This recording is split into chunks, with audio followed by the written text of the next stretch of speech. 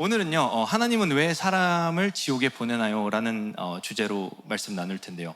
여러분들은 이런 생각 해보신 적 있으십니까? 하나님을 왜 사람을 지옥에 보낼까? 모태신앙들은 잘 생각 안 해보는 것 같아요. 왜냐면 처음부터 자긴 지옥에 안 갈 거라고 생각하고 태어나거든요.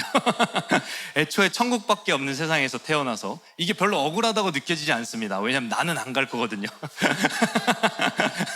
근데요, 밖에서 들어온 사람들은요, 이거부터가 처음에 걸림돌입니다. 그리고 신앙생활, 교회 아무리 좋아도요, 갑자기 지옥에 보낸다고? 날 안 믿는다는 이유로? 이런 얘기예요. 많이 부딪히게 됩니다. 저는 그 어린 시절에요, 예전에도 한번 얘기했지만 많이 이제 교회 다니는 친구들이랑 부딪혔습니다. 많이 싸웠고요. 초등학교 시절에는 이제 맨날 이제 교회 다니는 친구들한테 니네 교회는 이기적인데 우리 부처님은 자비로우시다 막 이러면서 이런 얘기를 해서 많이 싸웠고요. 고등학교 시절에는 이제 또 이제 나쁜 짓을 또 하고 한 번씩 하고 싶지 않습니까? 술 이런 거랑 이제 연관이 있어서 하고 싶은데 이제 교회를 이제 막 다니기 시작했으니까 친구들이 정죄를 하는 겁니다. 교회 다니는 애가 막. 그래서 제가 반박을 했죠. 너는 애들을 그렇게 때리고 다니면서 술 안 먹는다고 천국 가게? 이런 얘기를 그런 얘기를 했었는데요. 저는 확실히 문제가 있었습니다. 근데요, 저도 문제가 있지만 사실 그들의 말은요, 아직도 이해는 안 갑니다. 너 종종 너 그렇게 살다가 지옥 간다? 라는 얘기를 서슴없이 저한테 하거나 저주받을 거다, 벌 받을 거다 막 운운하면서 어떤 미안함이나 어떤 그런 제스처도 없이 저한테 그런 말들을 뱉을 때마다요, 저는 이렇게 말해도 되나? 이런 생각이 많이 듭니다. 진짜 하나님이 사랑이 맞나? 사실 하나님에 대한 오해는요, 그런 친구들한테서 많이 비롯된 것 같습니다. 우리는요, 좀 질문해 봐야 됩니다. 하나님은 사람을 진짜로 지옥에 보내시기를 기뻐하시는 분인가? 하나님은 과연 사랑이실까? 이런 질문들은요, 저는 그런 친구들을 만나면서 되게 많이 들었던 것 같아요. 근데 저만 다행히 이런 생각을 한 건 아니더라고요. 교회 구석에서 묻는 질문들이라는 책을 쓴 작가님이 계시는데요. 그분이 쓴 내용이요, 이 사람들이 전도하면 싫어하는 이유에 대해서 이제 대화 형식으로 좀 적어놓은 글이 있었습니다. 근데 그 대화 형식이요, 제가 어린 시절에 겪어본 대화랑 비슷한 맥락의 대화였습니다. 이제 좀 극단적으로 적혀 있긴 했는데 이런 대화였습니다. 철수와 영희가 대화를 합니다. 영희가 얘기를 하죠. 철수야, 나랑 같이 교회에 가자. 철수가 대답합니다. 싫어. 넌 왜 교회 다니는데? 왜 나한테 가자 그러는데? 그때 영희가 말합니다. 몰라. 일단 교회 가면은 마음도 편해져. 그리고 우리 교회에 예쁜 여자애들 많다? 라고 얘기를 합니다. 혹할 만한 이제 뭔가를 거는 거죠. 철수가 대답합니다. 안 갈래. 예쁜 여자? 교회에만 있지 않아. 밖에 더 많거든. 이런 얘기를 합니다. 그러면 이제 영희가 얘기를 합니다. 너 오늘 죽을 수도 있어. 그건 아무도 모르는 거다, 사람 일은. 너 오늘 죽어서 지옥 가면 어떡하려고 그래? 예수님 믿어야지. 라고 얘기를 하면 철수는 뭔 소리를 하는 거야? 라는 생각을 합니다. 작가분이 이 뒤에 붙인 코멘트가 더 웃겼어요. 아마도 영희는 이번 주에 교회에 가서 친구를 전도하는데 실패했다는 간증을 사람들과 함께 나눌 것입니다. 라고 얘기를 합니다. 그럼 사람들은 위로할 겁니다. 그래도 너는 할 만큼 했다. 네가 할 목은 다 한 거다. 이게 진짜 우리가 가진 복음이고 우리가 가진 전도일까요? 이게 진짜 하나님의 의도고 하나님의 마음일까요? 너 지금 죽어서 지옥 가면 어떡하려고 그래? 너 나 안 믿고 지옥 가면 큰일 난다? 이게 진짜 하나님이 하고 싶었던 얘기였을까요? 하나님의 오해는 누가 만드는 걸까라는 생각을 좀 해봤습니다. 주님은요, 이 땅에 오셔서 회개하라 지옥이 임했다라고 하지 않았습니다. 지옥이 왔으니까 빨리 나한테 돌아와라 라고 하지 않으셨어요. 회개하라 천국이 왔다라고 얘기하셨습니다. 그 소식은요, 가난한 이들에게 위로가 되는 소식이었습니다. 소망이 되는 소식이었지 저런 무서움과 겁을 주지 않으셨습니다. 나아가서 불신지옥이란 말이 진짜 성경에 있는 말일까요? 하나님이 지옥에 보내시는 이유는요, 진짜 하나님을 믿지 않아서 나를 거부해? 난 상처받았어. 너넨 다 불지옥행이야. 이렇게 하셨을까요? 그리고 그 지옥이 막 영화나 드라마처럼 막 살려주세요 라고 외치고 하나님은 그걸 보면서 낄낄낄 꼴 좋다 이 녀석들아, 이런 모습일까요? 오해하시면 안 되는 게 저분 그 드라마에 나오시는 분입니다. 이번에 천국보다 아름다운이라는 드라마에 나오는 염라대왕 역할입니다. 천호진 배우님입니다. 사실 이 지옥에 대한 오해는요, 하나님이 만드신 게 아니라 그리스도인 때문이다라는 생각을 하게 됩니다. 그리스도인들은 이런 찬양을 합니다. 내가 춤을 출 때 다들 비웃겠지만 그들도 주 알게 되면 함께 춤을 추게 되리. 저는 이 가사를 썩 좋아하지 않는데요. 왜냐면요, 남들이 이해 못하는 춤을 추고 있고 남들이 날 비웃으면 자기를 좀 돌아볼 필요가 있습니다. 남들이 내 고귀하고 숭고한 뜻을 이해를 못한다는 생각은요, 사춘기 때 멈춰야 됩니다. 개인적인 감격도 중요하고 개인적인 만남도 신앙도 참 중요하지만요, 나는 깨달았고 저들은 알지 못한다라는 식의 이해는요, 딱 바리새인이 하던 생각이었습니다. 전도는 중요하고 좋은 일이지만 일방적이고 또 전통적인 전도 방식은요, 수많은 하나님에 대한 왜곡을 만들어내고 있습니다. 그래서요, 오늘은 많은 사람들이 가지고 있는 지옥과 또 하나님의 의도에 대해서, 이 오해에 대해서 좀 바로 잡아보려고 합니다. 그래서 저는 먼저 오늘 지옥에 대해서, 지옥이 가진 오해에 대해서 좀 다루고요. 두 번째는 하나님의 사랑에 대해서, 하나님 진짜 그냥 날 안 믿는다고 지옥에 쳐넣는 그런 나쁜 하나님인가에 대해서 조금 다뤄보고요. 마지막으로는 이 교회를 통해서 진짜 하나님이 전달하고 싶으셨던 하나님의 의도에 대해서 나누고 마치도록 하겠습니다. 여러분들은 지옥 하면은요, 제가 아까 보여드린 이런 이미지를 생각하실 겁니다. 불에 타는 이미지라든지 뿔 달린 악마들이 있고 저런 사악한 이제 하수인들, 사탄들, 마귀들이 있죠. 이런 이미지를 보다 보면요, 이런 생각이 듭니다. 하나님이 인간을 이런 곳에 보내시다니, 그것도 살면서 지었던 어떤 죄를 가지고 영원한 형벌에 그 하나님이 과연 자비와 사랑이라고 말할 수 있는가? 라는 생각으로 억울할 수 있습니다. 그런데요, 사실 이 이미지들은요, 인간의 수많은 상상력이 붙여서 더해진 이미지입니다. 많은 신학자들은요, 지옥에 대한 이 이미지가 단테의 신곡에서 왔다라고 얘기를 합니다. 이 책에서 얘기한 이 희극인데요, 여기서 얘기하는 이 지옥에 대한 이미지를 많은 이들이 실제 성경에 나오는 지옥에 대한 이미지로 이해하고 있다라는 것입니다. 실제 성경의 지옥이라는 단어는요, 하데스, 게헨나, 타르타로스, 신약 성경에 나온 단어가 이 세 가지입니다. 물론 아비수스라는 무적행이라는 단어도 있지만 그 단어는 지옥이라고 직접적으로 번역되진 않아서 제가 뺐습니다. 근데 이 단어들은요, 각각 10번, 12번, 1번 정도 사용이 됩니다. 오늘은 그래서 이 하데스와 게헨나에 대해서 먼저 얘기를 해볼 텐데요. 근데 이 단어들도요, 바울 서신이 신약 성경에서 가장 많은 부분 차지하고 있죠. 근데 바울 서신에는요, 단 한 번도 나오지 않습니다. 바울은요, 전도하거나 어떤 설교할 때 지옥에 대해서 이 직접적인 단어를 사용해서 한 번도 얘기하지 않았습니다.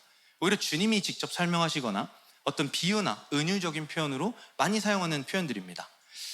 먼저 하데스를 한번 살펴보면요, 히브리어로는 스올이라고 합니다. 히브리어 성경에 보면 스올로 번역되어 있는 단어인데요, 저희 세대에 이제 그리스 로마 신화라는 만화책을 많이 본 사람들은 하데스란 말이 좀 익숙할 겁니다. 지옥의 왕으로 나오거든요, 거기.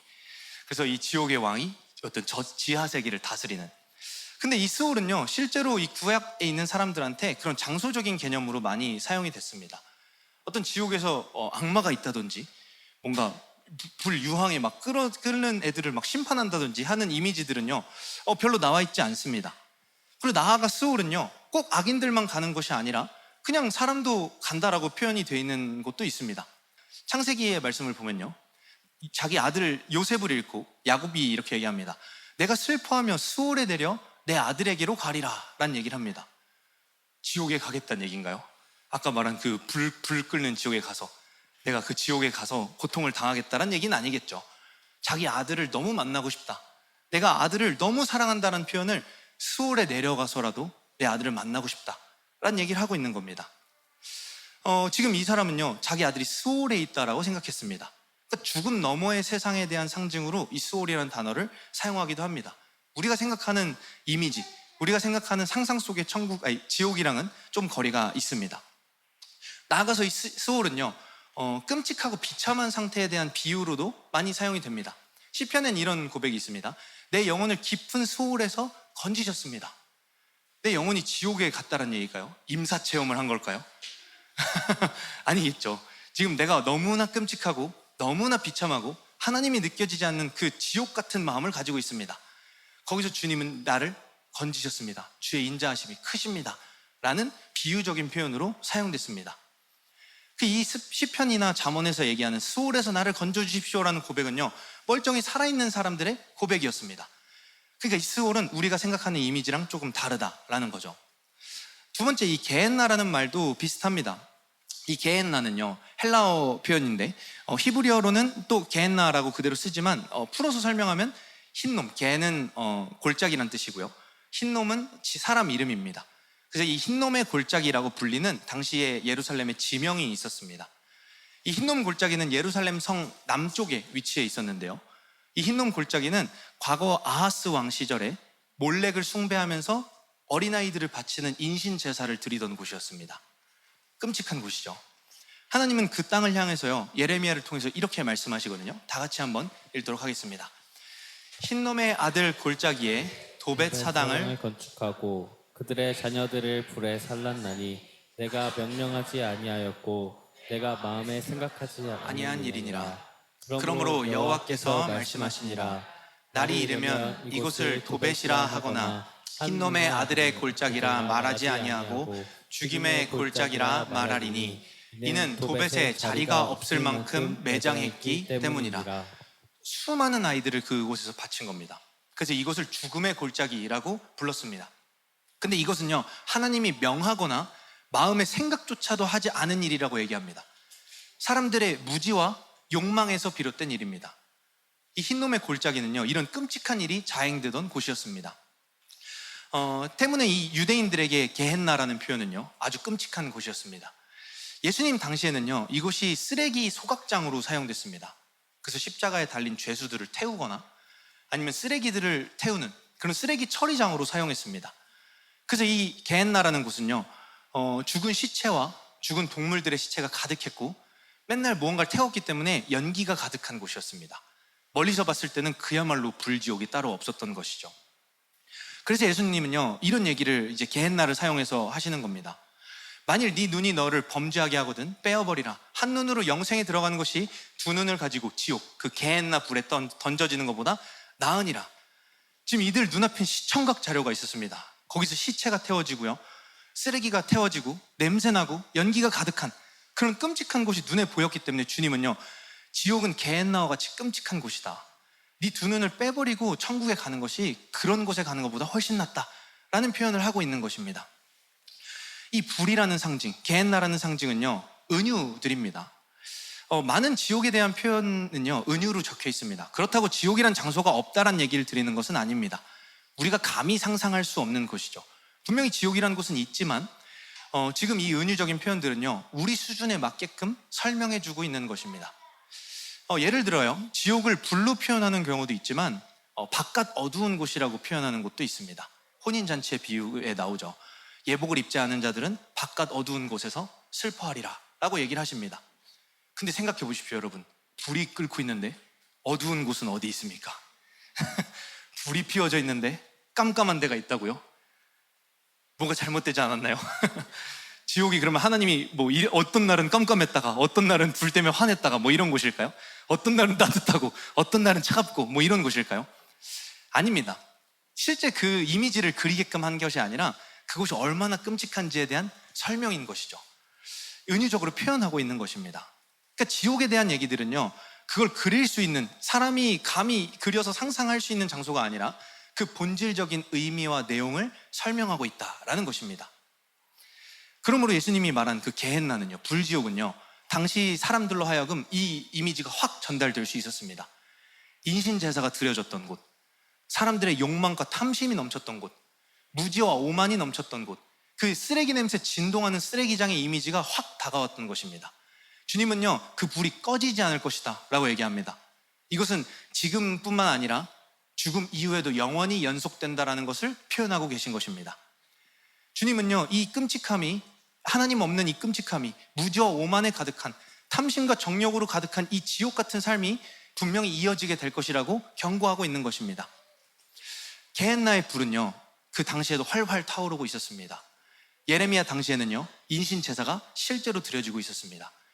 주님은 우리에게 말하는 겁니다. 눈을 빼서라도 그 게헨나에 가지 않는 것이 좋다라고 얘기하는 겁니다. 이 게헨나는요, 오늘날에도 우리 삶 속에 분명히 있습니다. 이 사람이 사는 것 같이 않게 느껴지는 순간들이 있습니다. 이게 인생이 맞나? 요즘 예송이가 이런 것 때문에 고민이 많은데 도대체 내가 왜 이렇게 살아야 되는가? 라는 벽에 부딪히는 순간들이 있습니다. 또 인간이 이토록 잔인할 수 있는가? 라는 생각을 하게 되는 경우도 있습니다. 또 때로는 어떤 사람의 말도 신뢰할 수 없는 불안하고 두려운 고통이 우리를 엄습할 때가 있습니다. 나아가서 저는 이제 청년들과 청소년들을 많이 보니까요, 오늘날의 아동 청소년들은요, 이 무지와 욕망으로 학살되고 있습니다. 세상이 말하는 무지, 세상이 말하는 오만, 그리고 부모가 말하는, 또 선생이 말하는 이 수많은 시스템들이 말하는 무지와 오만에 의해서 수많은 아이들이 인신제사를 드려지고 있는 것이 오늘날의 현실입니다. 그리고 우리의 무지와 욕망은요, 성경을 가지고도 사람을 죽게 만들 수 있습니다. 죽은 열심으로 신앙생활을 하게 만듭니다. 게헨나는요, 오늘 우리 삶에도 발견할 수 있고 관측할 수 있습니다. 무엇이 그럼 지옥일까요? 그 불이 진짜 무서운 것일까요? 지옥은요, 하나님의 영향력이 사라진 곳입니다. 인간의 오만과 무지, 욕망과 탐심이 들끓는 곳입니다. 그게 불로 다가오는 열보다 더 무섭고 끔찍한 일일 것입니다. 그게 바로 우리 삶에 있는 지옥들입니다. 이것이 성경이 지옥을 불로 표현하는 이유입니다. 어거스틴이라는 사람은요, 이 악은 스스로 존재하는 것이 아니라 선의 결핍이다. 어둠이 빛이 없어서 생긴 것이듯 악은 이 선이라는 것이 없기 때문에, 제자리에 있지 않기 때문에 생긴 것이 악이다 라고 얘기합니다. 바꿔 말하면 지옥은요, 천국, 하나님의 결핍이다 라는 것입니다. 하나님이 없기 때문에 발생하는 인간의 무지와 오만, 정욕과 탐심이 가득한 그곳이 바로 지옥인 것입니다. 주님은요, 우리 삶에 찾아오셔서 우리 삶 속에 있는 게헨나를 주목하게 하십니다. 하나님과 완전히 분리돼서 하나님이 결핍된 인생의 끔찍함을 말하고 계신 것입니다. 그리고 예수님은요, 어떤 수단과 방법을 가리지 말고 그 끔찍함에서 나오라고 우리에게 경고하고 계십니다. 이것은요, 하나님의 마음과 사랑을 보여주고 있는 것입니다. 우리를 협박하는 것이 아닙니다. 너 나 안 믿으면 게헨나로 던져버릴 거야가 아니라 빨리 돌아오라라는 주님의 다급한 사랑의 외침입니다. 당시 예루살렘 성전은요, 주님이 보시기에 예레미야 당시 게헨나와 별로 다를 바가 없었던 것입니다. 주님은요, 인생이 그렇게 종결되지 원치 않으셨습니다. 그렇기 때문에 우리 땅에 찾아오셔서 그 하나님의 마음을 우리에게 직접적으로 보여주고 계신 것입니다. 하나님은요, 그것을 의도하신 분이 아닙니다. 끔찍한 그 인신제사는요, 내가 명하지도 아니었고 내 마음에 생각하지도 않은 일이라고 하나님은 말씀합니다. 바울은요, 하나님의 진심을 이렇게 자신의 편지를 통해서 말하고 있습니다. 같이 한번 읽도록 하겠습니다. 하나님이 모든 사람이 네 받으며 진리를 아는 데 이르기를 원하시느니라. 네, 이게 하나님의 진심이었습니다. 모든 이들이 구원에 이르는 것, 그 끔찍한 삶에서 나오는 것, 이것이 하나님의 진심이었다라는 것입니다. 나아가서요, 이 지옥은요, 하나님이 마음에 들지 않는 인간들을 제거하기 위함이 아니었습니다. 예수님은 이 땅에 오셔서 하나님이 지옥을 왜 만들었는가에 대해서 이렇게 말씀하고 계십니다. 같이 읽겠습니다. 또 왼편에 있는 자들에게 이르시되 저주를 받은 자들아, 나를 떠나 마귀와 그 사자들을 위하여 예비된 영원한 불에 들어가라. 네, 지옥은요, 마귀와 그 사자들을 위하여 예비된 영원한 불입니다. 그래서 지옥이란 공간이 존재하는 이유는요, 인간을 보호하고 자신의 백성을 아끼는 마음에서 시작된 것입니다. 지옥은요, 그 마귀와 사자들을 위한 곳입니다. 하나님과의 연합을 방해하고 하나님과의 분리를 종용하는 그런 마귀와 사자들을 위하여 예비된 곳이 바로 지옥입니다. 하나님은 죄를 싫어하십니다. 왜냐하면 이 죄는요, 하나님과의 우리 사이를 계속 깨트리고 망가뜨리기 때문입니다. 진짜 사랑은요, 관계를 망치는 일에서 절대 허용하면 안 되는 것입니다. 하나님이 에덴을 만드셨죠. 하나님의 기쁨, 우리에게 행복과 만족을 주는 그 세상을 창조하셨습니다. 그러나 그것을 망가뜨린 것은요, 바로 죄의 세력들이었습니다. 인간을 속였고요, 인간은 거기에 동조했습니다. 하나님은요, 자신의 이 사랑, 만족, 행복, 이 에덴을 망치는 세력들을, 우리의 사랑을 망치는 세력들을 그냥 두고 볼 수 없는 것입니다. 이것은 나쁜 마음이 아니라, 악한 마음이 아니라 사랑에서 비롯된 마음입니다. 우리가 사랑을 생각할 때는요, 그저 온화하고 따뜻한 것을 생각하기 쉽습니다. 그러나 실제 사랑의 모습은요, 그렇지 않습니다. 아이를 키워본 부모님은 아실 겁니다. 저희 제이는요, 둘째는 빨대만 보면 환장을 합니다. 아, 이놈의 빨대 어디에 꽂혀있던 찾아내서 자기 입으로 갖다 댑니다. 몇 번 커피를 먹으려고 시도를 했어요. 물론 몇 번 마셨습니다. 아차하는 때 이미 먹었거든요. 근데 그걸 입에 물고 있는 그때요, 저는 온화할 수가 없습니다. 얼른 가서 커피를 뺏고 제이야 그거 마시면 안 돼! 라고 얘기를 합니다. 제이는 끔찍한 기분을 느끼겠죠. 제이는요 바로 울어버립니다. 그럼 제가 어떻게 해야 됩니까? 아이를 사랑하는 아버지니까 미안해, 아버지가 좀 오바했지? 내 커피 좀 뭐가 아깝다고, 그 한두 모금 먹을 수도 있지, 내가 좀 오바했네 라고 하는 게 사랑일까요? 그렇지 않습니다.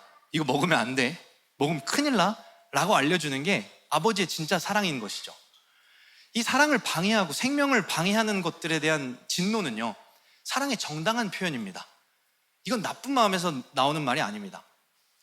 만약에 제가 제 아내 김하연 전도사님과 데이트를 하고 있었는데 어떤 사람들이 와서 이봐 이쁜이, 나와 함께 가지 않겠나? 잘했지. 나와 함께 가지 않겠나? 라고 얘기를 했을 때 제가 이쁘시죠? 아, 이쁜 건 또 다 같이 함께 나눠야죠. 뭐 이렇게 이렇게 한다면요, 이게 사랑일까요? 그렇지 않습니다. 저는요, 그 손 놓는 게 좋을 텐데 라고 당당히 얘기할 겁니다. 내가 요즘 복싱을 배운단 말이야. 정말. 이래야 사랑이죠. 하나님은요 사랑이시기 때문에 악을 그냥 두실 수가 없습니다. 이 지옥은요 하나님의 사랑의 속성을 보여주는 공간입니다. 하나님이 얼마나 공의로우신가, 하나님이 자신의 백성을 얼마나 아끼시는가를 보여주는 공간이 지옥입니다. 이 파괴된 세상을 바로 세우겠다라는 강력한 의지가 하나님이 보여주신 지옥으로 비롯된 사랑입니다. 하나님은요 당신의 백성을 괴롭게 하는 그 죄와 악한 세력을 멸하셔야만 합니다. 묵인과 용서는 다릅니다. 용서는 사랑에서 비롯된 마음이지만 묵인하는 마음은 방종에서 비롯된 마음인 것이죠. 그래서 사랑은요 무조건적인 허용을 말하지 않습니다. 사랑은요 때로는 분노하고 진노하기도 합니다. 이 베키 피퍼트라는 작가는요 이런 얘기를 하는데요, 분노는 사랑의 반대말이 아니다. 사랑의 반대는 미움이며 증오의 끝은 냉담이다. 하나님의 진노는 짜증스러운 폭발이 아니라 주님이 전부를 던져 사랑하신 대상인 인류의 내면을 깎아먹는 암덩어리에 대해 쏟는 확고한 반감이다 라고 이야기를 합니다. 하나님은요 이 인류를 괴롭히고 이 생명을 끊어놓는 이 암세포들에 대해서 진노하시는 것입니다. 죄와 악에 대해서 진노하시는 그 공간이 바로 지옥입니다. 예전에 유명한 대사가 있었죠. 암세포도 생명이잖아요 라는 드라마 대사가 있었습니다. 말도 안 되는 소리입니다. 살아있다고 생명이 아니라요, 살아있게 하는 게 생명입니다. 사랑을 빙자한 그 말이요, 누군가를 죽인다면 그것은 더 이상 생명이라고 부를 수가 없습니다. 죽음에 대한 확실한 반감은요 하나님이 사랑이시다라는 것을 여지없이 보여주는 말입니다. 그렇다면 지옥은요 하나님의 저주라기보단 무너진 것을 바로 세우시는 하나님의 사랑을 보여주는 공간입니다. 나아가 하나님은요 감정적으로 인간을 심판하지 않습니다. 하나님은요 기본적으로 오래 참는 본성, 그 성질을 가지고 계십니다. 베드로는요 하나님에 대해서 이렇게 얘기합니다. 같이 한번 읽도록 하겠습니다. 주의 약속은 어떤 이들이 더디다고 생각하는 것 같이 더딘 것이 아니라 오직 주께서는 너희를 대하여 오래 참으사 아무도 멸망하지 아니하고 다 회개하기에 이르기를 원하시느니라. 네, 이게 하나님의 진심이었습니다. 하나님은요 오래 참으십니다. 그 이유는 아무도 멸망하지 않고 나에게 돌아오기를 바라는 마음에서 비롯된 것입니다. 하나님은요 나한테 마음에 내키지 않으면 지옥불에 던지는 심술쟁이 영감이 아니라 아무도 돌아오지 않지만 집 나간 자식을 기다리는 아버지의 마음을 가진 분입니다. 지옥은요 자신의 자녀를 벌주고 형벌을 주는 곳이 아닙니다. 하나님은요 우리를 지옥에 보내시기를 원치 않으십니다. 근데 진짜 문제는요 우리 인간이 그것을 받아들일 마음이 없다라는 것입니다. 요한은요 요한복음에서 이렇게 이야기를 합니다. 하나님이 세상을 이처럼 사랑하사 독생자를 주셨으니 이는 그를 믿는 자마다 멸망하지 않고 영생을 얻게 하려 하심이라. 하나님은 세상을 사랑하십니다. 그리고 자신의 생명과 같은 아들을 세상을 위해서 내어주십니다. 그러나 받아들이지 않는 쪽은 인간입니다. 하나님이 사람을 미워해서 사람을 괴롭게 하기 위해서 지옥에 보내는 것이 아니라요, 인간은 스스로 그 지옥을 선택합니다. 요한은 덧붙여 이렇게 얘기합니다. 그 정죄는 이것이니 곧 빛이 세상에 왔을 때 사람들이 자기 행위가 악함으로 빛보다 어둠을 더 사랑한 것이니라. 하나님은요, 지옥에 보내시는 분이 아닙니다. 되려 하나님의 진심은요, 오래 참으심으로 자신의 자녀들이 다 돌아오기를 간절히 바라는 아버지의 마음을 가진 분입니다. 오늘 본문은요, 이 성경에서 직접적으로 지옥에 대해서 얘기하는 몇 안 되는 본문입니다. 그리고 대화 형식으로 되어 있어서요, 우리에게 좀 다가오는 메시지가 큰 것 같습니다. 근데 한 가지 기억할 것은요, 이 본문을 보면은 아시겠지만 이것은 비유입니다. 이걸 곧이곧대로 문자적으로 이해하면요, 부자들은 천국에 갈 수가 없습니다. 나아가서요, 아까 말했듯이 장소적 이미지의 천국을 부각하기 위한 것이 아닙니다. 천국이 얼마나 괴로운 곳이고 막 눈을 감으면 막 불이 막 이렇게 있고 이런 곳을 얘기하는 것이 아니라요, 이 천국과 지옥 안에 있는 인간의 본성에 대해서 설명하고 있는 비유가 바로 이 비유입니다. 절대 문자적으로 읽으면 안 됩니다. 만약에 그러면 이재용 회장님은 천국에 들어갈 수가 없어요. 그리고 부자의 기준은 너무 어렵지 않습니까? 제 기준으로 부자를 정하잖아요. 여기 계신 대부분 못 가실걸요, 천국? 그러니까 이 부자에 대한 얘기가 아닙니다. 오늘 본문을 보면요, 누가복음 16장에 한 부자가 있어 자제곡과 고운 베옷을 입고 날마다 호화롭게 즐기더라 라고 이 부자에 대해서 묘사하고 있습니다. 돈이 있어서 즐긴 게 잘못이란 얘기가 아닙니다. 그가 어떠한 삶을 살고 있는지 은유적으로 표현하고 있는 것입니다. 이 부자는요, 이 지옥에 사는 사람의 삶의 방식을 보여주고 있습니다. 이 자색옷은요, 당시에 귀한 염료의 색깔이었습니다. 그래서 왕의 옷으로 주로 이제 색깔을 정하는 것이 자색옷이었죠. 그렇기 때문에 이 자색옷은요, 그가 왕같이 살았다, 이 왕과 같은 통치자로서 이 땅을 살았다라는 것을 보여주고 있습니다. 그리고 고운 베옷 역시요, 당시 고운 옷은 흔치 않았습니다. 보통 회개할 땐 굵은 베옷을 입고 회개를 하죠. 근데 이 고운 베옷은요, 당시에 예복이나 특별한 날 입는 옷이 고운 베옷이었습니다. 그러니까 그가 얼마나 부요한 인생을 살고 있었는가, 그의 영혼이 얼마나 부요했는가를 보여주고 있는 것입니다. 그런데 그 집 앞에는요, 그와 완전히 상반된 거지 나사로가 있었습니다. 그의 피부는 다 병들어 있었고요, 그 병든 피부는 개들이 와서 그 고름을 핥고 있었다라고 말합니다. 그는 완전히 정반대의 두 사람은요, 그 정반대의 인생을 살고 있었는데요, 어느 날 둘이 동시에 죽게 됩니다. 그리고 그 거지였던 나사로는요, 아브라함의 품에, 여기서 아브라함은 아버지를 상징합니다. 아버지의 품에 안기게 되고요, 부자는요, 이 음부에 갔다, 하데스에 갔다라고 이야기를 합니다. 우리가 주목해야 할 부분은요, 이들이 그 안에서 무엇을 요청하고 있는가입니다. 이 부자가 하나님에 대해서 어떤 것을 요청하고 있는가를 보면요, 성경 어디를 봐도 나를 이곳에 있지 않게 하소서, 날 좀 꺼내주소서라는 요청을 찾아볼 수가 없습니다. 부자는요, 계속 불평합니다. 내가 괴롭습니다. 목마릅니다. 그리고 덧붙여서 얘기합니다. 저 나사로를 나한테 좀 보내서, 저 내 종을 나한테 보내서 나 좀 살게 해주세요 라는 태도를 보이게 됩니다. 비유를 살펴보면요, 누가복음 16장 24절에요 불러 이르되 아버지 아브라함이여 나를 긍휼히 여기사 나를 나사로를 보내어 그 손가락 끝에 물을 찍어 내 혀를 서늘하게 하소서. 내가 이 불꽃 가운데서 괴로워하나이다. 내가 너무 아파요. 내가 너무 힘들어요. 그러니까 저놈 좀 보내서 나 좀 시원하게 해주세요. 이런 얘기를 하고 있는 겁니다. 27절에도 나옵니다. 그러면 이르되 아버지여 구하노니 나사로를 이번엔 내 집에 보내라고 합니다. 내 집에 보내서 내 집에 있는 사람들로 하여금 이곳에 오지 않게 해주십시오. 내 집에 있는 사람들이 고통당하지 않게 해주세요. 이런 얘기를 합니다. 그는요, 지금 이 상황에 대해서 너무 무지합니다. 속된 말로 영적인 감각이 박살나 있습니다. 그는 지금 자기가 어디 있는지, 나사로가 누군지에 대한 이해가 전혀 없습니다. 나사로는요, 지금 아버지의 품에 안겼습니다. 나사로는 더 이상 거지가 아니라 아버지의 아들입니다. 그러나 그는요, 여전히 이전의 삶의 방식을 벗지 못했습니다. 나사로를 하대하고요, 나사로를 부립니다. 그리고 날마다 가족들과 호화롭게 즐기는 동안 문 앞에서 이 개들이 상처를 핥고 있는 그 나사로를 거들떠 보지도 않는 삶을 살았습니다. 그의 삶에는요, 하나님의 긍휼과 사랑이라고는 찾아볼 수가 없었습니다. 다시 말해 그의 인생은요, 천국이 결핍된 지옥을 살고 있었다.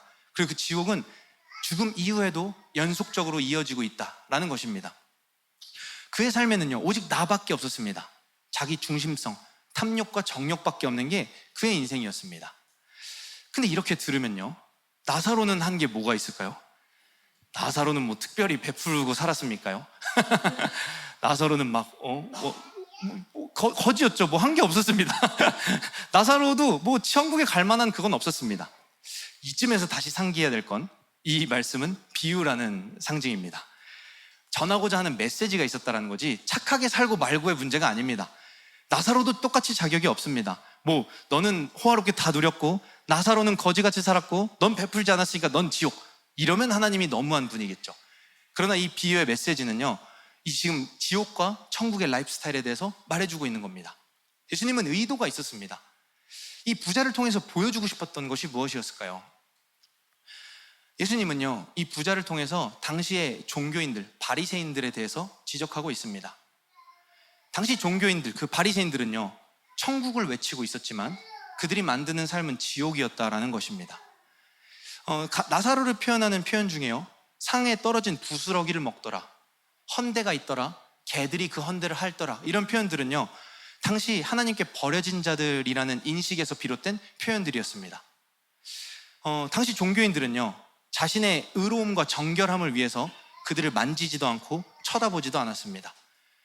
이 아무리 신음하고 고통스러워도요, 내 의로움과 내 신앙을 위해서 그들을 쳐다보지 않는 그곳이 바로 지옥이었습니다. 그들은 천국을 만들고 있다고 착각했지만 하나님의 긍휼이라고는 찾아볼 수 없는 생지옥을 만들고 있었던 것입니다. 예수님은요, 이 부자의 삶을 통해서 그 종교인들에 대해서 얘기하고 있는 것입니다. 오직 내 가족, 오직 내 의로움, 오직 내 천국, 오직 내 만족을 위해서 날마다 자색 옷을 입고 스스로 왕되어서 늘 날마다 자신의 즐거움을 위해서 즐기는 삶, 이것이 지옥의 삶이다 라는 것을 비유를 통해서 말씀하는 것입니다. 여기서 보여주는 지옥은요, 끊임없이 자기 중심성으로 빠져드는 것을 지옥이라고 말합니다. 그게 부자가 보여주는 지옥의 삶의 방식입니다. 지옥은요, 끊임없이 나 안에 갇혀서 오직 나를 위한 인생을 살아가는 것을 말하고 있습니다. 그런 인생의 특징은요, 끊임없이 불평하고 불만이 넘친다라는 것입니다. 부자는 말합니다. 내가 목마릅니다. 물을 나한테 찍어서 날 좀 서늘하게 해주십시오. 그러나 여기서 나갈 생각은 없습니다. 왜냐하면 내가 왕된 인생이 너무 좋거든요. 당신한테 주도권을 넘길 생각은 없습니다. 그러나 여기서 내가 왕노릇 하면서 이 끔찍하더라도 이 고통만 좀 날리면서 내가 원하는 인생을 살겠다라는 것입니다. 나아가요, 그는 더 놀라운 말을 합니다. 내 가족들을 저 나사로를 통해서 구원하라고 얘기합니다. 그랬더니 아브라함이 얘기하죠. 모세와 선지자를 통해서, 모세와 선지자는 당시 모세오경과 시가서, 하나님의 말씀을 말하고 있습니다. 말씀을 통해서 그들이 들어야 할 것이다 라고 얘기를 하니까 그가 얘기합니다. 아니요, 그것으로는 충분하지 않습니다. 당신의 의도만으로, 당신의 말씀만으로 구원은 충분하지 않습니다. 더 놀라운 일을 보여주십시오. 이건 아버지에 대한 모욕입니다. 하나님에 대한 모욕입니다. 그는 하나님의 구원을 거부합니다. 그거 가지고는 충분하지 않아요. 더 놀라운 걸 내놓으십시오 라고 얘기합니다. 이 자기중심성은요, 끊임없는 불만을 만들어냅니다. 내 기준에 이것은 옳지 않습니다. 내 기준에 저 사람 문제가 있습니다. 내 기준에 나는 세상에서 가장 불쌍한 사람입니다. 지금 이 부자의 마음속에는요, 지옥이 임한 것입니다. 그가 있는 곳이 지옥이 아니라 이미 그는 이 땅에 살 때부터 지옥 같은 인생을 살고 있었던 것입니다. 팀 켈러 목사님은요, 지옥의 삶의 방식에 대해서 C.S. 루이스의 글을 인용해서 이렇게 이야기를 합니다. 지옥은 투덜거리는, 그러니까 쉴 새 없이 불평하는, 늘 남을 탓하는 분위기에서 시작된다. 이는 하나님이 우리를 지옥에 보내는 문제가 아니다. 우리 한 사람 한 사람 마음에 싹수부터 도려내지 버리지 않으면 커서 지옥이 될 무언가가 자라고 있다라고 얘기를 합니다. 하나님이 지옥에 보낸 것이 아니라 자기 중심성이라는 감옥에 갇힌 것이 문제입니다. 그리고 그 자아는요, 점점점 확장돼서 점점 더 거대한 지옥을 만든다라는 것입니다. 그 마음은요, 절대 하나님을 찾지 않습니다. 끊임없이 불평합니다. 끊임없이 무엇인가 탓합니다. 하나님은요, 절대 살려달라고 외치는 이들을 지옥에 보내는 분이 아닙니다. 되려 지옥은요, 그 누구도 하나님께 꺼내달라고 요청하지 않습니다. 내 인생이 너무 만족스럽거든요. 내 인생의 주체가 되어 살아가는 인생이 너무 즐거운 것입니다. 지옥은요, 하나님이 보내시는 것이 아니라 인간의 합리성과 옳음이 만들어낸 곳입니다.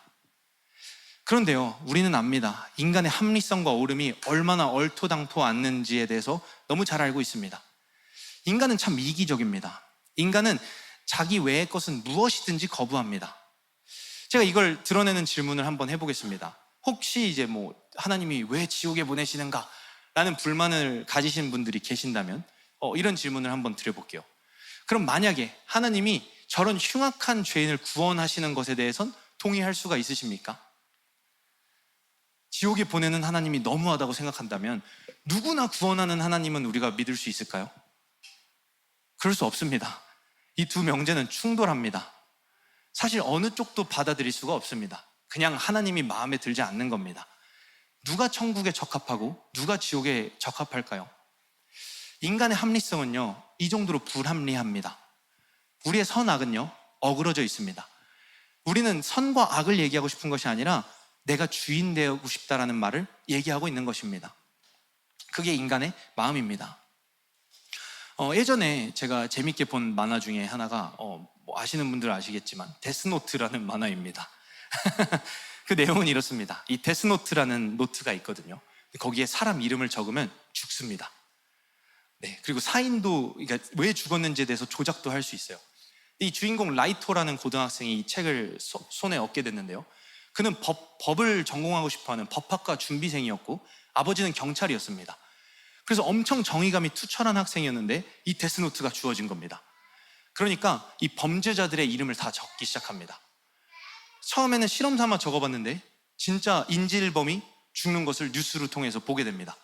그래서 이 놀라운 능력을 알게 되고 세상의 모든 범죄자들을 다 찾아서 이름을 적고 범죄자들을 제거하기에 이르릅니다. 그의 전략은요, 성공했습니다. 진짜 범죄율은 줄었어요. 점점 살기 좋아지는 세상이 되는 것 같았습니다. 근데 한 가지 문제가 있다면 그가 하고 있는 일은 살인이었다라는 것입니다. 어떤 일이 선한 것일까요? 모든 범죄자들을 지워버리는 게 선한 것일까요? 그걸 위해서 살인하고 있는 이 자신은요, 선한 모습일까요? 굉장히 어그러진 이 대답할 수 없는 얘기를 이 만화는 하고 있습니다. 근데 나아가서요, 이 라이토가 경찰에게 추적이 되기 시작합니다. 왜냐면 지속적으로 같은 패턴으로 살인 사건이 일어나니까 경찰들도 FBI도 따라붙기 시작한 겁니다. 근데요, 어떻게 됐을까요? 이번엔 라이토가요, 자기를 따라붙는 경찰을 죽이기 시작합니다. 그는요, 점점 미치광이가 되어갑니다. 그는 이렇게 계속 반복해서 말합니다. 나는 범죄 없는 신세계의 신이 될 거야 라는 얘기를 합니다. 나는 이 깨끗하고 정의로운 세상의 왕이 될 사람이다. 신이 될 거다. 그러니 나한테 방해하는 그들은 악이다 라고 규정해버립니다. 나아가서 그는요, 마지막에 자기 아버지까지 죽이려고 합니다. 자기를 조여오는 그 경찰들을 다 죽이기 위해서 자기 아버지까지 처리하려는, 대의를 위해서 희생한다라는 명분으로 이상한 삐뚤어진 정의와 선에 대해서 이야기를 합니다. 사실 이게 인간의 선의 문제이지 않은가, 정의의 문제지 않은가라는 생각을 합니다. 인간의 선악은요, 굉장히 어그러졌습니다. 우린 합리적으로 생각할 수 없습니다. 그저 내가 옳은 것을 원할 뿐입니다. 내가 신이 된 인생을 바라는 것이 인간의 마음입니다. 성경은요, 그런 죄악에 대해서 잘 표현합니다. 이 선악과는요, 인간의 바로 이러한 탐심에 대해서 잘 얘기하고 있습니다. 이 선악과가 있어서 그 인간이 그 마음을 가지게 된 것일까요? 그러니까 선악과를 하나님이 만들지 않았으면 인간은 이런 마음을 가지지 않았을까요? 아닙니다. 이 선악과를 통해서 되려 인간은 하나님처럼 되고 싶어하는 자신의 본성을 발견하게 된 것입니다. 성경은요, 이 하나님의 기쁨 에덴을 이 선악과로 인해서, 이 인간의 죄로 인해서 지옥으로 만들었다라고 얘기하고 있습니다. 인간이 하나님처럼 되리라 라는 사탄의 말에 속아 넘어갔다라고 얘기하고 있습니다. 선악과를 먹은 것이 문제가 아닙니다. 이들은요, 이미 그 뱀의 말에 동의했습니다. 하나님과 같이 되어 하나님처럼 되리라, You will like God이라는 명제에 동의한 것입니다. 그 말을 들었을 때 가슴이 뛴 것입니다. 데스노트의 라이토처럼 나는 신세계의 신이 될 거야. 더 이상 누군가가 원하는 기쁨을 위해 살지 않을 거야. 내가 원하는 선, 내가 원하는 정의를 위해 살 거야 라고 생각하게 된 것입니다. 성경이 말하는 죄는요, 바로 이런 자기 중심성으로의 침몰을 말하고 있습니다. 이 마음은요, 아무리 좋은 것을 갖다 줘도 지옥으로 만듭니다. 하나님은 에덴, 하나님의 기쁨과 만족, 행복을 만들었지만요, 그 무엇을 갖다 줘도 지옥으로 만드는 것을 볼 수가 있습니다. 하나님은 선이 가득한 세상을 창조했지만 인간의 죄는요, 모든 삶을 지옥으로 만듭니다. 이 스토리는 창세기 내내 반복됩니다. 하나님은요, 하나님을 계속해서 거부하는 인간들을 오래 참고 기다리십니다. 노아의 이야기는요, 하나님이 굉장히 오랜 시간 동안 인간에게 돌아오라는 요청을 보여주고 있습니다. 그러나 홍수가 들이닥쳐도 인간은 하나님께 돌아오는 법이 없습니다. 왜냐하면 내가 하나님처럼 되는 인생이 너무나도 즐겁기 때문입니다. 그런데 이런 사건을 겪어도요, 인간은 또다시 하나님께 도달하기 위해서 바벨탑을 쌓아 올립니다. 성경은요, 끊임없이 자아 중심성에 침몰된 그 죄된 인간에 대해서 보여주고 있습니다. 지옥은요, 그 누가 만드는 것이 아니라 내 자아 중심성, 이 죄가 만드는 것이 바로 지옥입니다. C.S. 루이스는요, 그래서 이렇게 표현합니다. 지옥의 문은 안쪽에서 잠겨 있다라고 얘기를 합니다. 지옥은 누군가 넣는 공간이 아닙니다. 내가 닫고 내가 스스로 만드는 공간이 바로 지옥이다라는 것입니다. 인간이 끊임없이 자기의 합리성을 따지고 자기 중심성으로 침몰되는 그 순간 우리의 삶은 지옥이 된다라는 것입니다. 그리고 알지 못하는 신을 향해서 분노하는 것입니다. 하나님, 이것은 옳지 않습니다. 이것은 틀렸습니다. 이 모든 마음은요, 우리의 죄된 마음, 우리가 지옥에 살고 있기 때문에 나오는 불평들입니다. 루이스는요, 고통의 문제라는 자신의 책에서 이런 불만을 가진 이들에게 조금 공격적으로 질문합니다. 당신이 정말 하나님께 요구하는 바가 무엇입니까? 과거에 지은 모든 죄를 씻어주시고 삶의 모든 장애를 제거하여 모든 기적적인 도움을 제공함으로써 어떻게 해서든지 그들이 새롭게 출발할 수 있게 해주는 것입니까? 당신이 진짜 이걸 하나님께 바라십니까? 하나님은 이미 갈보리에서 그 일을 하셨습니다. 이미 그 일을 완성하셨습니다. 당신을 용서해 주시는 것입니까? 문제는 당신은 용서받을 마음이 없습니다. 하나님이 당신 멋대로 살게 내버려 두시는 것입니까? 네, 하나님은 지금 당신이 원하는 대로 내버려 두고 계십니다 라고 얘기를 합니다. 삶이 지옥 같은 이유는요, 지옥에 불평이 가득한 이유는요, 모든 인간의 자기 중심성으로 생각하고 그 합리성을 논하기 때문입니다. 자기 중심성 안에 갇히면요, 모든 것은 불만이 됩니다. 심지어 하나님의 구원조차도 우리가 받아들일 수 없게 되는 것입니다. 이 지옥은요, 스스로 규정한 자유를 위해서 전 인생을 바치는 삶을 살게 됩니다. 그 삶은요, 참으로 끔찍합니다. 루이스는요, 자신의 책 천국과 지옥의 이론에서 사람에 대해서 이렇게 얘기하고 있습니다. 세상에는 딱 두 종류의 인간밖에 없어.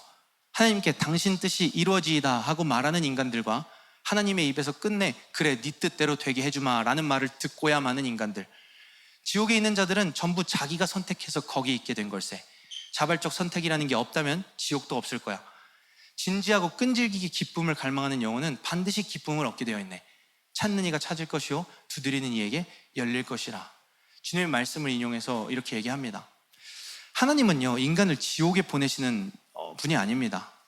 되려 인간은요, 하나님 없는 삶을 즐거워하고 그 지옥을 스스로 선택합니다. 인간은요, 끔찍히 자기 자신을 사랑하기 때문에 지옥 안에 머물러 사는 것입니다. 하나님은요, 오래 참고 기다리십니다. 그리고 우리에게 약속합니다. 찾는 이가 찾을 것이고 두드리는 이가 열린 것을 보게 될 것이다 라고 말씀합니다.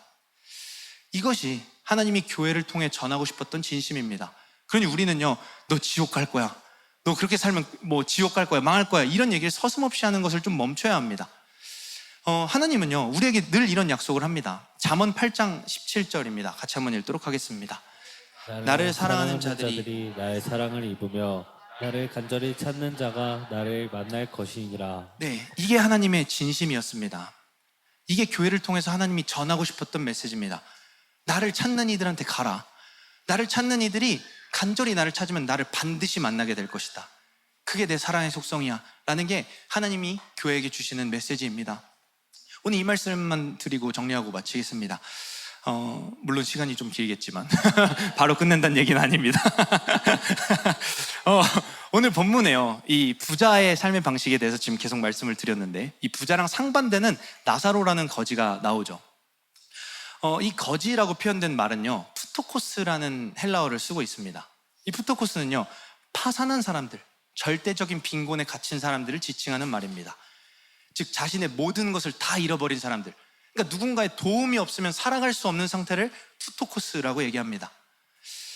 우리는요, 살면서 이 푸토코스와 같은 심령을 경험할 때가 있습니다. 선이라고 열심히 달렸는데요, 어느 순간 그게 악이라는 걸 보게 됩니다. 때로는 너무 악한 나를 발견하기도 하죠. 정의라고 믿고 열심히 달렸는데요, 무엇보다도 불이한 결과를 낳을 때가 있습니다. 내가 도대체 왜 이렇게 살았는가? 난 이제 도대체 뭘 위해 살았는가? 라는 이 파산한 마음을 겪게 됩니다. 인간이요, 자기 중심성에 침몰된 인간이 기쁘지 않은 그 순간이 바로 이 프토코스의 심령의 순간입니다. 파산한 마음을 가지게 된 것입니다. 난 이제 무엇을 위해 살아야 하는가? 난 이제 어떻게 살아야 하는가? 주님은요, 이 프토코스 상태가 된 인간들, 그 파산한 마음을 가진 인간들이 천국을 가지게 될 것이다 라고 얘기를 합니다. 마태복음 같이 한번 읽도록 하겠습니다. 심령이 가난한 자는 복이 있나니 천국이 그들의 것이며. 근데 이 가난한 자가 똑같은 프토코스, 거지라는 단어랑 똑같은 단어입니다. 천국은요, 바로 이런 파산한 이들의 마음을 가진 이들의 것이라는 것입니다. 부자는요, 늘 부요하고 풍요로운 마음을 가지고 살았습니다. 그의 세상은 호화로웠습니다. 그의 삶은요, 스스로 하나님 된, 스스로 왕 된 삶을 살았습니다. 그 세상의 중심은 오직 나였습니다. 내가 받은 상처, 내가 겪는 상황, 내가 경험한 일이 가장 중요했습니다. 그리고 내가 가진 능력과 내가 가진 소유를 늘 자랑하는 인생이 부자의 인생이었습니다. 그 삶은요, 수많은 자아들이 가득한 세상입니다. 그 자아들은요, 서로를 이용하기도 하고 서로 자신의 선함과 옳음을 주장하기 위해서 싸우고 다투기도 합니다. 사랑과 정의를 빙자한 자아 실현만 일어납니다. 그 어떤 것도 포기하고 희생할 생각은 없는 끔찍한 지옥이 만들어지는 것입니다. 부요한 마음은요, 우리 삶에 늘 지옥을 가져옵니다. 그러나 이 가난한 자들은요, 이 땅에서 주님의 도우심과 주님의 긍휼하심을 경험하는 천국을 살게 되는 것입니다. 이 세상은요, 이 지옥 가운데 있는 사람들이 참 많습니다. 그 안에서 이 교회는요, 그 지옥의 삶의 방식을 거부하는 이들입니다. 교회는요, 이 무너진 하나님의 나라, 이 지옥을 살아가는 이들에게 가서 천국의 영향력을 주는 사람들입니다. 이 프토코스의 마음으로, 파산한 심령으로 이 도우심을 구하는 자들이 바로 이 땅에 남겨진 교회들입니다. 한 책을 소개하고 싶은데요, 이 노라 엘렌 그로스라는 사람이 쓴 마소스 비니어드 섬의 사람들은 수화로 말한다라는 긴 제목의 책입니다. 원래 제목은요, 여기 있는 모든 사람들은 수어로 말한다라는 겁니다. 이 마소스 비니어스라는 미국의 매사추세츠 주에 있는 섬의 일화를 소개한 책인데요, 그 섬의 사람들은요, 다 이 수화를 할 줄 안다고 합니다. 왜냐면요, 그 섬에는 유전적으로 청각장애를 가진 사람들이 참 많았다라고 합니다. 이 17세기에 켈트민들이 넘어오면서요, 정착을 하게 됐는데 그 사람들 중엔 청각장애인 사람들이 꽤 많았다라고 합니다. 근데 그 사람들이 넘어와서 이 근친 결혼을 하다 보니까 계속해서 이 청각장애인들이 태어나게 된 것이죠. 그래서 19세기의 조사에 따르면요, 한 마을의 25% 정도가 유전적 청각장애인들이었습니다. 듣지 못한 사람들이 그렇게 많았던 것입니다. 1952년에 그 마지막 유전적 청각장애인이 죽었다라고 하는데요, 이 노라 엘렌 그로스라는 인류학자가 조사하면서 책을 쓴 이유는 이것입니다. 그 섬에는요, 250년 동안 모든 사람들이 수어를 할 수 있었다라는 것입니다. 어린아이부터 나이 든 사람까지 모두 다 수화를 할 수 있었다라는 거예요. 말을 할 수 있어도, 귀가 열려 있어도 이 수화를 사용했다라는 것입니다.